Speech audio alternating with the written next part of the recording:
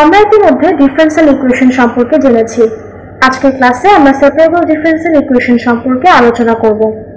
আমরা আসলে এখানে নতুন তেমন কিছুই শিখব না। অন্তরজ ও সমাকলনের আগের ধারণা ব্যবহার করেই আমরা সেপারেবল ডিফারেনশিয়াল ইকুয়েশন শিখব। এটিকে সেপারেবল ডিফারেনশিয়াল ইকুয়েশন বলার কারণ হলো আমরা এই সমীকরণগুলো থেকে x ও y টার্মগুলোকে আলাদা করে সমাকলন করে সমাধান করতে পারি। সেপারেবল ইকুয়েশনস আমরা এখানে কতগুলো উদাহরণ নিয়ে আলোচনা করব। প্রথমে ধরা যাক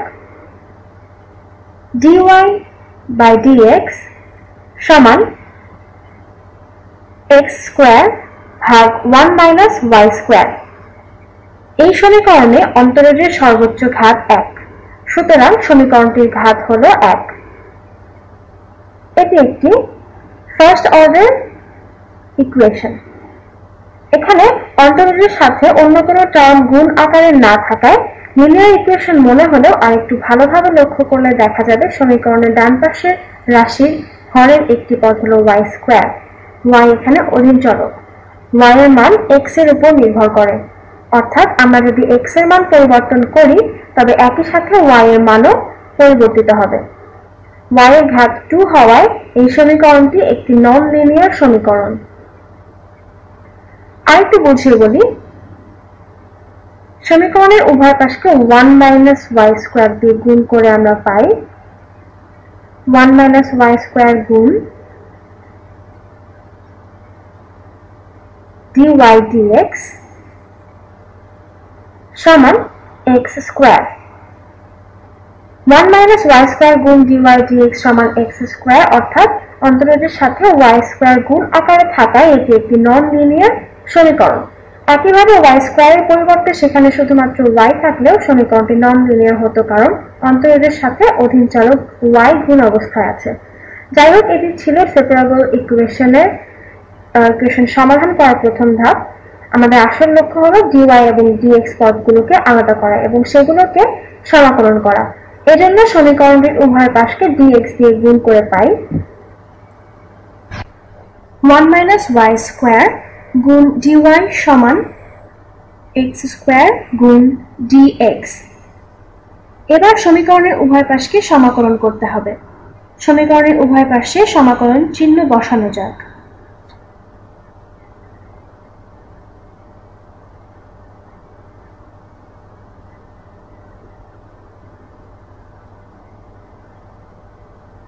y এর সাপেক্ষে সমীকরণটির বাম পাশের রাশিকে সমাকলন করে পাই y মাইনাস y স্কয়ারের পাওয়ার এর সাথে 1 যোগ হয়ে y কিউব হয়ে যাবে, y কিউব ভাগ 3। এর সাথে একটি যে কোনো ধ্রুবক, আমি এই ক্ষেত্রে cy ব্যবহার করতে পারি, যোগ আকারে লিখব cy।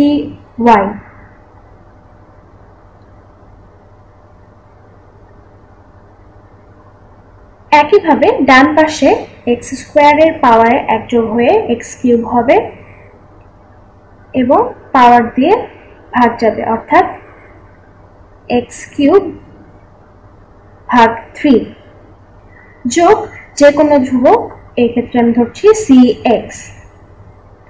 উভয় পাশ থেকে cy বিয়োগ করলে পাবো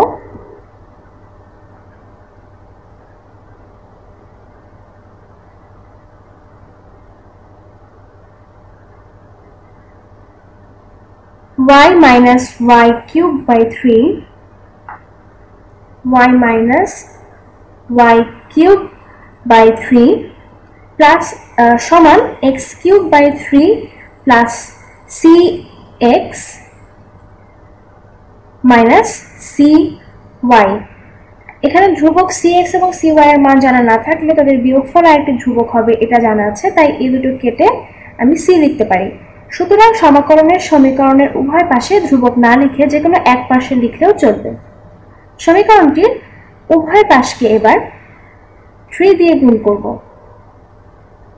3 দিয়ে গুণ করলে পাই 3y minus y cube সমান x কিউব প্লাস 3c এবং 3c লেখা এবং c লেখা একই কথা, কারণ দুটোই ধ্রুবক।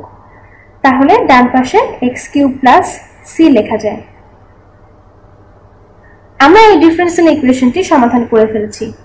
এটিকে আরো সুন্দরভাবে প্রকাশ করার জন্য c ছাড়া অবশিষ্ট রাশিগুলোকে বাম পাশে সরিয়ে নেওয়া যেতে পারে। তাহলে সমীকরণটি দাঁড়াবে 3y - y³ - x³ সমান c। এখানে লক্ষ্য করতে হবে যে ধ্রুবক c এর ভিন্ন ভিন্ন মানের জন্য ভিন্ন ভিন্ন সমাধান পাওয়া গেলেও c এর যে কোনো মানের জন্য আমাদের সমাধান সঠিক। অর্থাৎ একেবারে উপরে লেখা মূল সমীকরণে c এর সকল মানের জন্য সমীকরণটি সত্যি। এখন c এর মান বের করতে হলে কিছু প্রাথমিক শর্ত দেওয়া থাকতে হবে। আমরা এখন আরেকটি ডিফারেন্সিয়াল ইকুয়েশন সমাধান করব যেখানে কিছু প্রাথমিক শর্ত আগে থেকে দেওয়া থাকবে। এবার ধরা যাক সমীকরণটি হলো x এর সাপেক্ষে y এর অন্তরজ অর্থাৎ dy dx সমান 3x² প্লাস 4x প্লাস 2 পুরোটার সাথে ভাগ 2 গুণ y মাইনাস 1।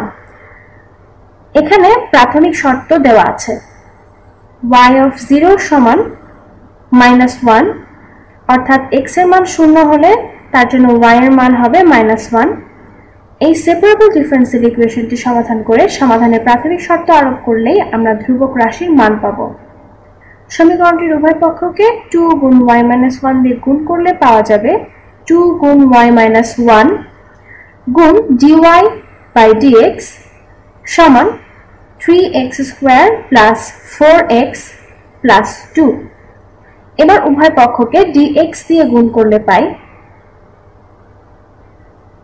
এটাকে ভেঙে লিখি 2y - 2 পুরোটার সাথে গুণ dy, এখানে একটা ব্র্যাকেট দিতে হবে, সমান 3x² প্লাস 4x প্লাস 2 পুরোটার সাথে গুণ dx। আমরা স্বাধীন ও অধীন চলকগুলোকে আলাদা করে ফেলেছি। আশা করি তোমরা বুঝতে পেরেছো কিভাবে সেটা করলাম। এবার উভয় পক্ষকে নিজেদের সাপেক্ষে সমাকলন করলে পাবো y² মাইনাস 2y সমান 3x³ / 3 অর্থাৎ শুধু x³ প্লাস 4x² / 2 অর্থাৎ 2x² প্লাস 2y যোগ c।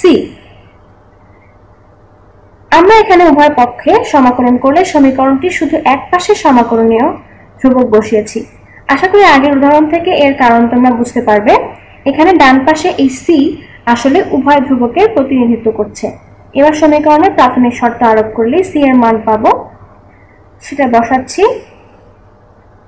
তাহলে x এবং y এর মানগুলো মূল সমীকরণে বসিয়ে পাই -1² মাইনাস 2 গুণ -1 সমান 0² plus 2 into 0² plus 2 into 0 plus c।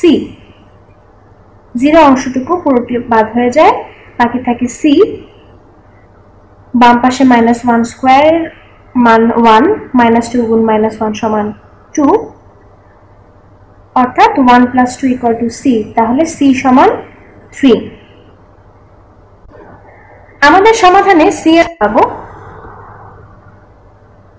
y² minus 2y সমান x² যোগ 2x² যোগ 2x যোগ 3।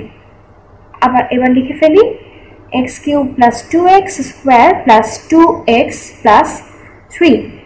আমরা সমাধানের এই সমীকরণকে আরেকটু সাজিয়ে লিখতে পারি।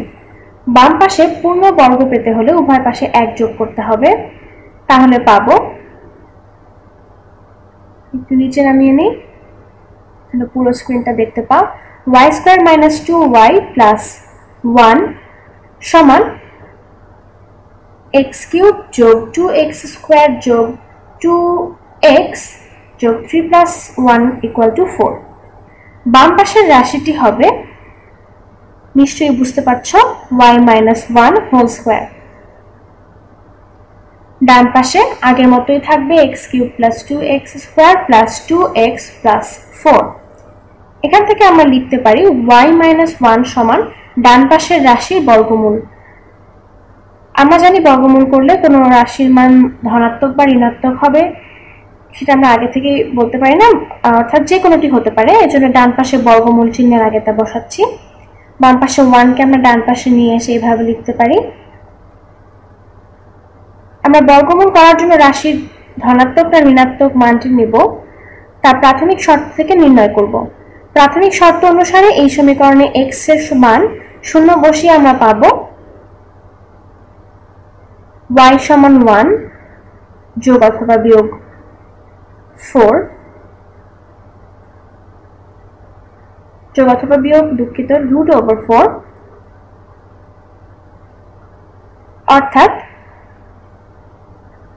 y সমান 1 প্লাস অর মাইনাস 2। এখান থেকে y এর মান -1 পেতে হলে ধনাত্মক চিহ্ন নিতে হবে, যা আমাদের প্রাথমিক শর্ত পূরণ করবে।